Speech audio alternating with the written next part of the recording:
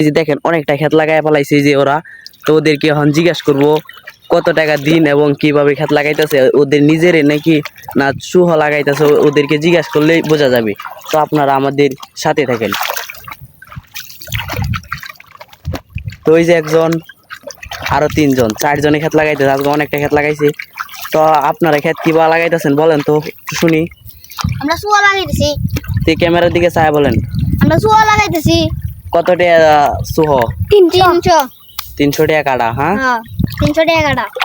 এই যে এক পিচি ভাই। তা আপনার টাকা দিয়ে কি করবেন দিয়েছেন? পান খাইবো। তা আপনি কি করবেন টাকা দিয়ে? আমি গৃহস্থ করবাম।